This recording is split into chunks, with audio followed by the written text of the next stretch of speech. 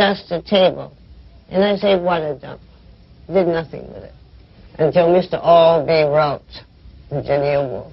And then they did the impersonation of Virginia. And Miss Taylor did it brilliantly. And when I do my show that I tour all over the world with, I open up with what a dump. How do you say it? Well, I imitate the imitators. What a dump. But I never said it that way in the beginning. So Edward Albee made that famous.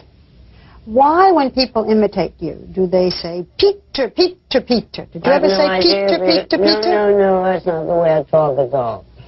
But that's the line that they keep using. Well, yes, it's dying out, fortunately, Peter, Peter. I don't know anybody that has the name Peter that I made a film with, actually.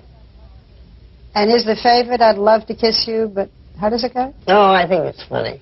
I'd love to kiss you, but I just wash my hair. I love it. It's cute. When you first came to Hollywood, you were hardly thought of as a sex symbol in the days when being a sex symbol was No. I didn't have any more sex appeal than Slim Somerville, who was a lanky, funny comic. I heard that in an outer office from Junior Lemerly one day. I must say it hurt me quite a little. And then I was known as the Little Brown Rand. I didn't care much about that. I'd been kind of attractive, I thought, when I was in the theater. But of course I didn't give any idea of sex. I wore no makeup. And I, as a theater actress, knew nothing about the importance of how you look off screen. I just thought how you looked as the character. And eventually I realized one must do something off screen. More than a little lipstick and just a bun. What was the change? When did you start to be accepted in the well, like in Human Bondage, you know, when you were that a woman? That was the first step on the ladder. Was that it? Oh, yes, that was the beginning of anybody taking me seriously. In your new book, you talk about Joan Crawford, and you're very frank about it. Yeah, it's the first time I have really talked about it. Yeah. Yes, that's right. And you talk about her vanity and the fact that I remember even lying on a beach. This is a story about lying on a beach when she's supposed to be lying on her back, and her vanity got in the way. Yes, her vanity got in the way. Yes. Want to tell us about it? You tell it in your book. Well, she had 3 sets of falsies. And as you know, when any of us are lying flat down, these do not stand up straight like this. They kind of go to the side, usually, no matter. I think even Dolly Parton's probably do, too. I was supposed to run and fall on her.